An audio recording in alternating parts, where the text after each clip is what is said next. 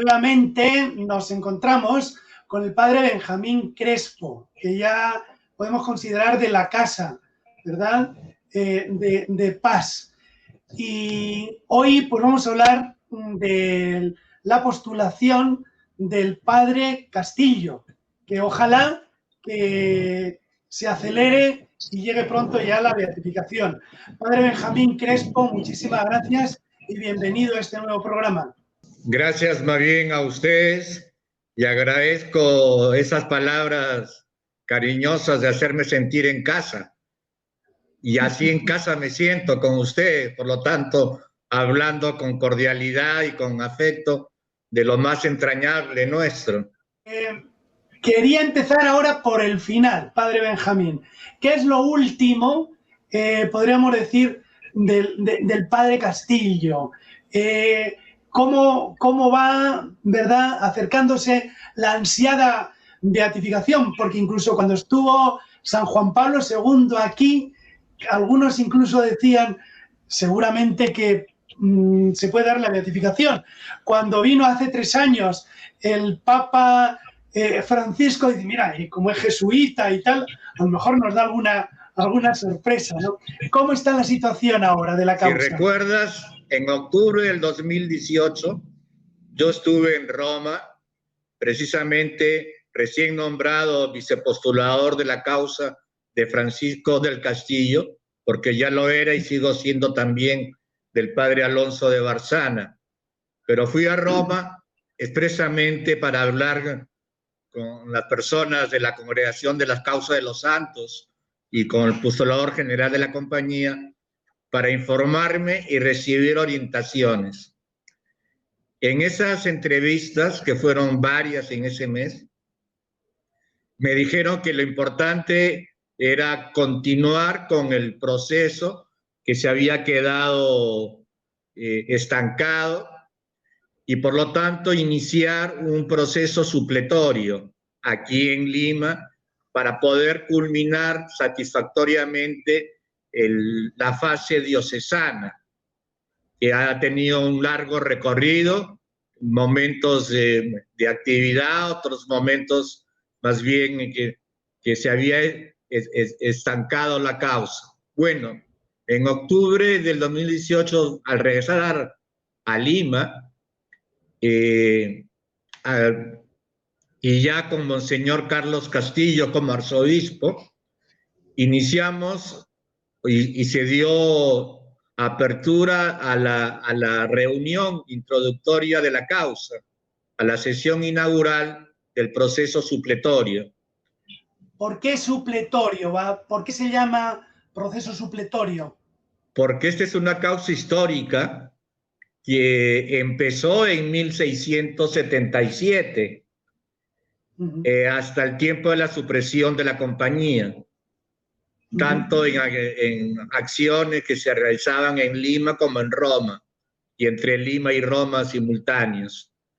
Vino la supresión, eso se estancó mucho tiempo. Después se comenzó a retomar ya con la presencia de los jesuitas en Lima, especialmente con el padre Rubén Vargas Ugarte, que fue el postulador en esta segunda época, porque yo soy el 13º. En la primera etapa, antes de la supresión de la compañía, hubieron 9 vicepostuladores.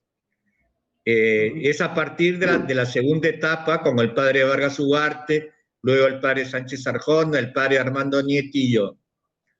En estos tiempos se han hecho distintas acciones para que la causa pueda seguir adelante.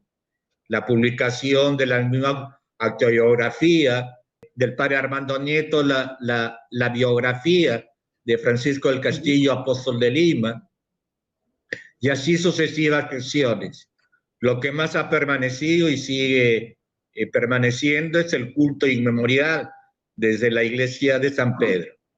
Entonces, al retomar el proceso canónico, hacía falta completar lo que se había quedado estancado en 1910. Con esas indicaciones me dijeron en Roma, lo importante ahora es terminar en la nueva normativa de la Iglesia la fase diocesana. A eso canónicamente se le llama proceso supletorio. Eso consistió por parte de Monseñor Castillo en nombrar un tribunal arquidiocesano y las distintas personas que iban a intervenir en este proceso. Es decir, los miembros del tribunal, luego 3 censores teólogos de la autobiografía del padre del Castillo, luego una comisión histórica que complete todo lo demás referente a la persona del padre del Castillo, luego reunir testimonios de personas que mantienen devoción y ven la importancia del padre Francisco del Castillo en Lima. Esto significa que desde agosto, 29 de agosto del 2019 hasta hoy, se han hecho distintas reuniones y actividades y estudios y también informes. Han participado exactamente 25 personas, 5 miembros del Tribunal Arquidiocesano, 12 testigos, 3 teólogos, 4 miembros de la Comisión Histórica. En este conjunto de personas han intervenido un cardenal, 3 arzobispos, un obispo, 10 sacerdotes diocesanos, 5 sacerdotes jesuitas, 2 sacerdotes religiosos y 3 laicos, trabajando en distintos niveles. Evidentemente que la pandemia ha afectado también el poder tener un ritmo mejor, pero ahora ya todo eso se está concluyendo y el próximo sábado 6 de febrero por la tarde será la sesión de clausura de este proceso supletorio. Con todos estos informes y toda esta documentación se enviará a Roma en los próximos días. Y Roma lo verá toda esta documentación y esperemos que dé lo que se llama decreto de validez. O sea, decir, todo lo hecho en el proceso supletorio en la Arquidiócesis de Lima está bien hecho y está bien concluido. Para iniciar entonces la fase vaticana, que significa la elaboración de una nueva posición sobre las virtudes y la fama de santidad del padre del Castillo. Eso en el proceso ordinario de las causas de los santos culminará Dios mediante en el decreto de virtudes heroicas que declare venerable al padre Francisco del Castillo. Nos llama la atención, nosotros decimos venerable padre Francisco del Castillo. Es que antiguamente cuando se iniciaba la causa y Roma daba el visto bueno para que el proceso avance, allí se les decía venerables. El padre Castillo es venerable en ese sentido desde 1745. Pero faltó concluir todo este otro proceso que estamos en este momento concluyendo. Por otro lado, al mismo tiempo, como bien sabes, yo he mantenido la comunicación con la postulación general y también he tenido el año pasado 2 y este año 1 cartas personales con el Papa Francisco sobre el padre Alonso de Barzana y sobre el padre Francisco del Castillo. La carta de este año que recibí hace unos días es, como bien sabes, una carta autógrafa de puño y letra del Papa Francisco, respondiendo a una carta que yo le envié el 3 de diciembre, informándole sobre el estado actual de las causas del venerable siervo de Dios, padre Francisco del Castillo, y del venerable padre Alonso de Barzana. Y él dice, le agrada recibir esta comunicación y que hará lo posible en lo que esté de su parte hacer para que ambas causas sigan adelante. Esa es la novedad y ese es el aliento y ese es el apoyo que estamos recibiendo y el ánimo para continuar en esta tarea. Tenemos varios jesuitas, ¿verdad?, que están ahí, pero así a punto ya de la beatificación. Hoy justamente yo estaba hablando con mi hermana que vive en Olivenza a raíz del milagro del arroz de San Juan Macías. Y San allí Juan está Macías, Diego Martínez, allí está el siervo de Dios, Diego Martínez, ¿verdad? Sí. Que fue confesor de Santa Rosa de Lima, que es uno, ¿verdad? También de los siervos de Dios que está ahí, pero en otro programa hablaremos de ellos, ¿no? Hoy nos centramos en el padre Francisco del Castillo, que realmente, solamente con nombrarle aquí en Lima, es quizá el siervo de Dios, el venerable, uno de los más populares, ¿no? Antes de irnos a la pausa, vamos a dejar simplemente unos signos y luego volvemos. ¿Quién nos recuerda la cruz del Baratillo, verdad? ¿Quién nos recuerda el santuario de los desamparados, la señora de los desamparados? ¿Quién nos recuerda, verdad, la actitud con los afrodescendientes, como en San Pedro Clavel, el sermón de las 3 horas, y luego el grupo también que hay de los devotos? Se nos ha ido ya la primera parte, vamos a una pausa y me gustaría que a la vuelta ya, padre Benjamín, que nos hable justamente de estas distintas facetas que hacen tan querido y tan popular al padre Francisco del Castillo.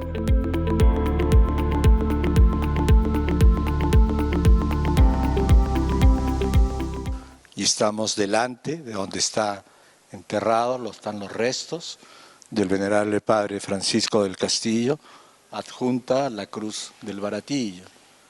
Y ahí en el cuadro tenemos, ¿no?, al padre Francisco del Castillo, al venerable siervo de Dios Francisco del Castillo. Nos remontamos a la Lima antigua, porque aquí vivió, aquí predicó, aquí dedicó su ministerio sacerdotal, y de aquí partió al Rímac, al barrio de San Lázaro, al mercado del Baratillo, y colocando esta cruz que tenemos aquí, esta cruz es histórica también. Todos los domingos por la tarde se reunían delante del mercado del Baratillo los naturales del Perú, la gente más pobre y abandonada de Lima, de esclava, de raza morena, como decía el padre Francisco del Castillo: yo me dedico a los morenos de Lima. Y aquí murió en santidad un 11 de abril de 1673.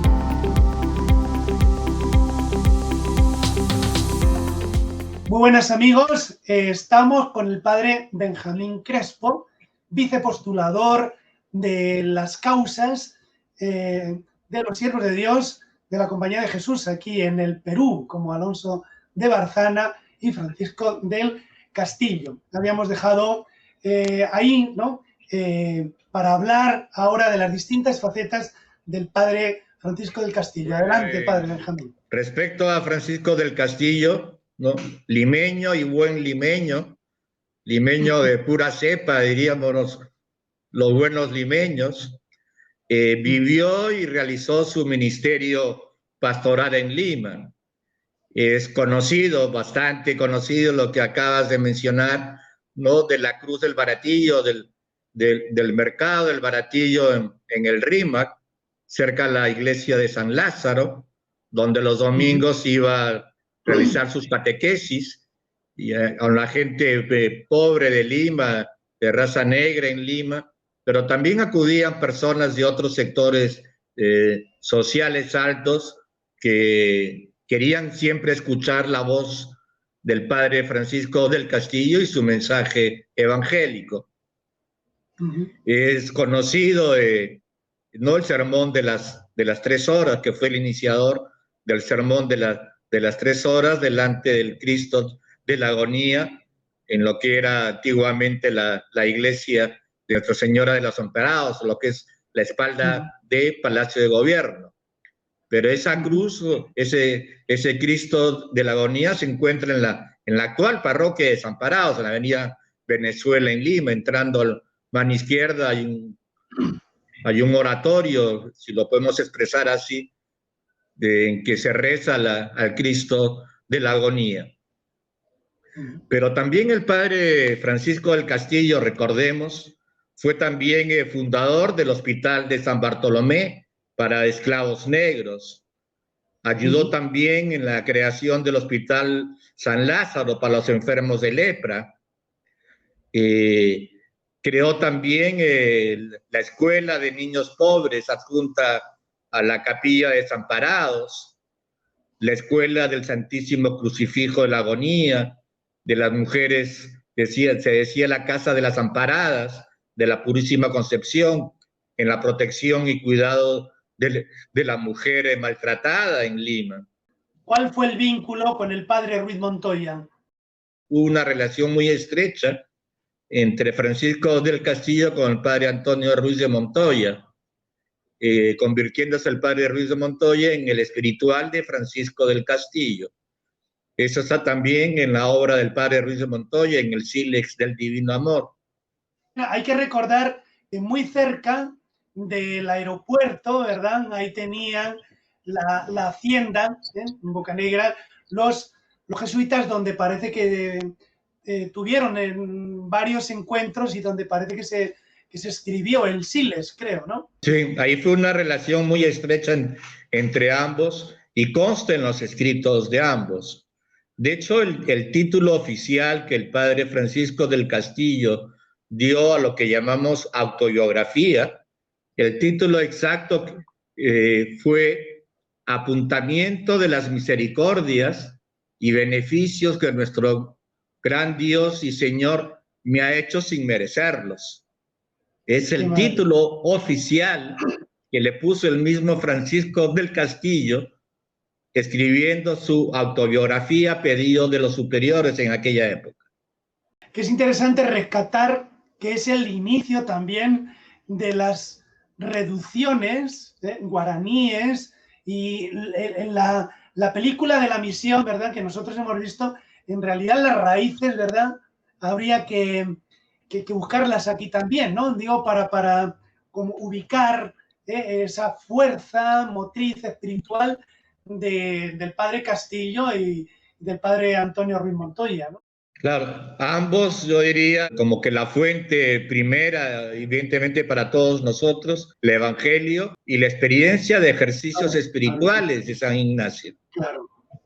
Esa experiencia, la contemplación del reino, de la encarnación, del seguimiento de Jesús en su vida, en su pasión y en su resurrección, lleva a una vida apostólica, misionera, que hoy rescatamos y valoramos de manera especial porque necesitamos referentes.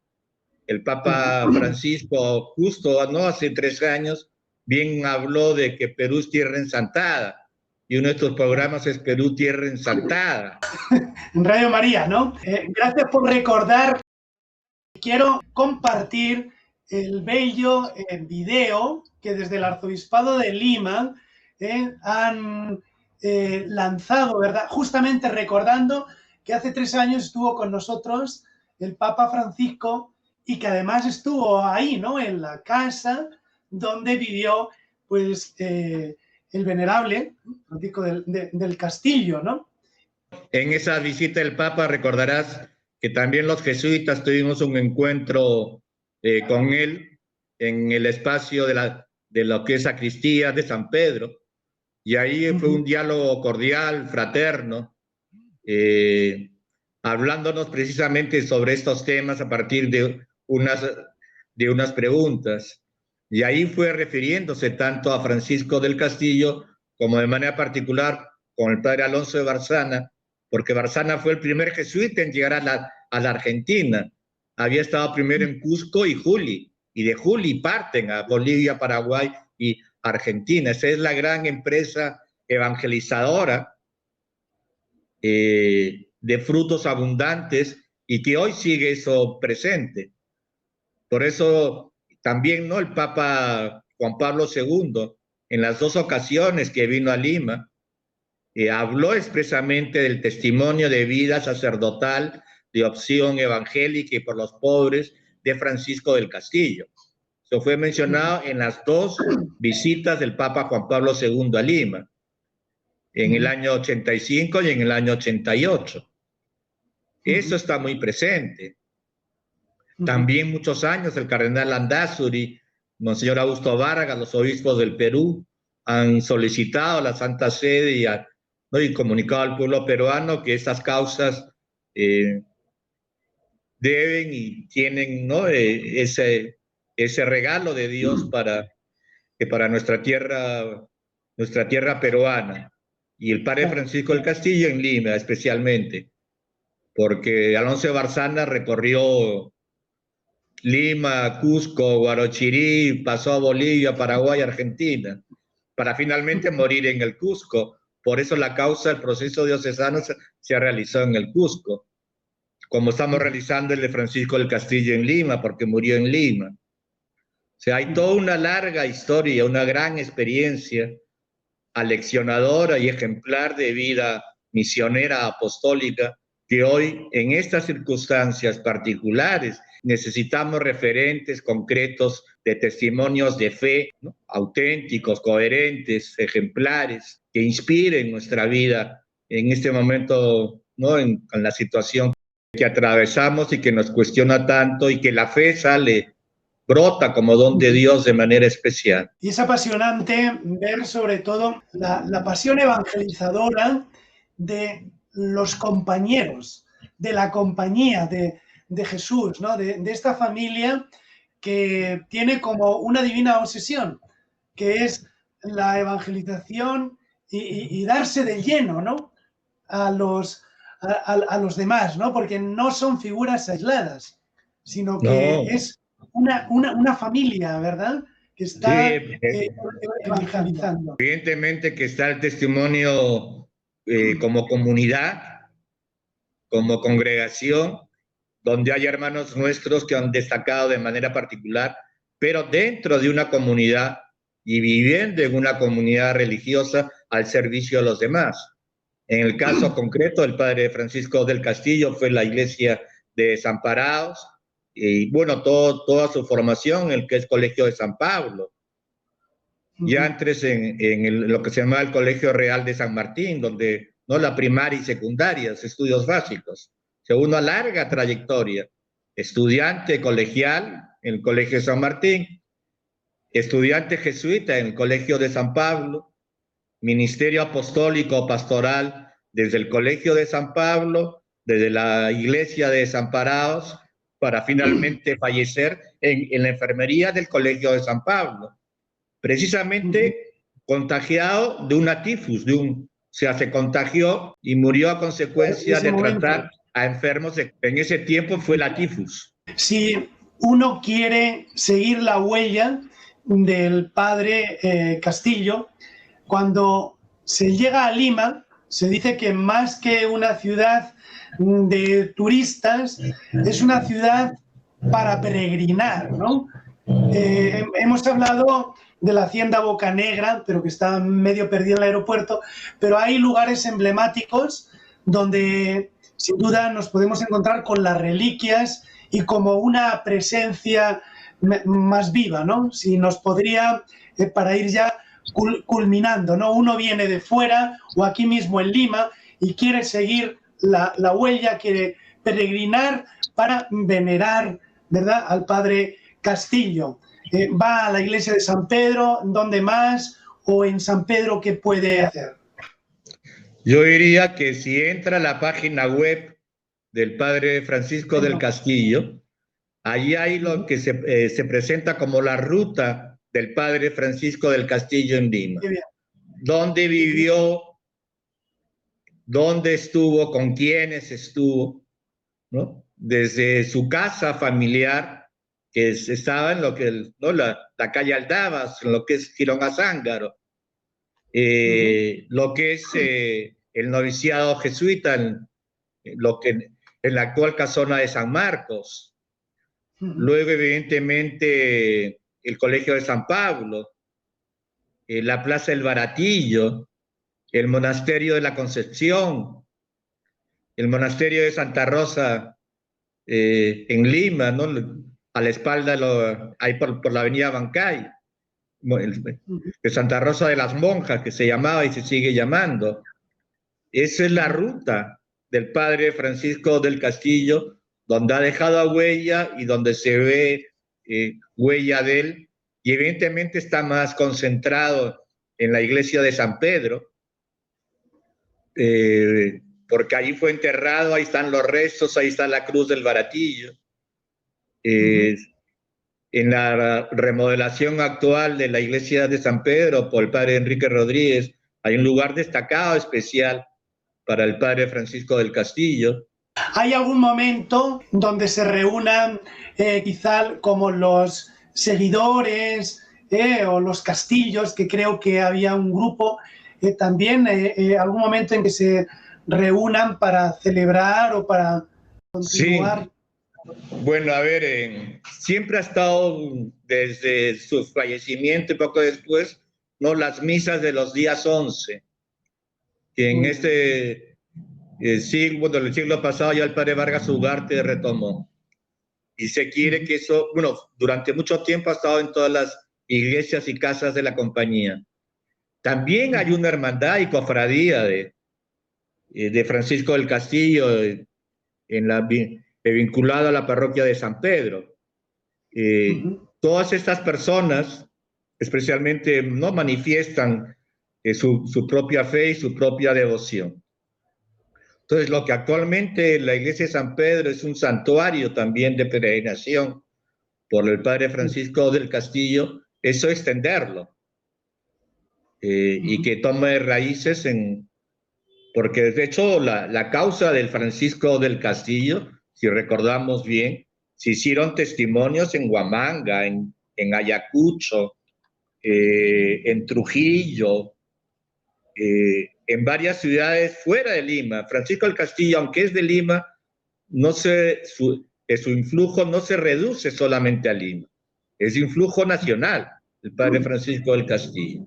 Y es un valor a rescatar con mucha fuerza y que tenemos que subrayar de manera especial.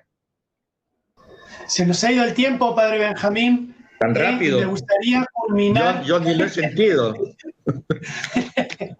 Me gustaría culminar con la oración, si le parece, usted la va recitando y nosotros le seguimos. Y Dios quiera, ¿verdad?, que en tiempos del arzobispo Monseñor Carlos Castillo, pues le veamos, ¿verdad?, ser proclamado como beato, ¿no? Yo creo que todo está coincidiendo. Tengo aquí en mis manos la estampa y con la oración del padre Francisco del Castillo. Creo que ahí se ve mejor. Sí. La voy a rezar. Adelante. Padre nuestro, dador de todo bien, que diste a tu servidor Francisco del Castillo los dones de la oración asidua, la predicación apostólica y la entrega generosa a los desamparados. Si es para tu mayor gloria y para exaltación de tu servidor, concédenos la gracia que te pedimos. Cada persona puede mencionar lo que le quiera pedirle a Dios por intercesión del padre Francisco del Castillo. Y damos también a nosotros un espíritu de oración, de apostolado y de entrega a los desamparados. Te lo pedimos por Jesucristo nuestro Señor. Amén. Amén. Ya le emplazo para otro programa, de Padre Alonso de Barzana y de los siervos que están pendientes, porque esto nos ha dejado con las ganas de seguir saboreando la santidad. Coincidimos. Les doy la bendición, especialmente en este tiempo de pandemia, de sufrimiento y de esperanza en la vida, y que el Señor nos conceda siempre su bendición abundante y que sepamos cuidarnos solidariamente unos a otros. y la bendición de Dios Todopoderoso, Padre, Hijo y Espíritu Santo, permanezca siempre con nosotros, sobre nuestra familia, sobre todos nuestros pueblos, en particular en la ciudad de Lima. Por Jesucristo nuestro Señor. Amén. Amén.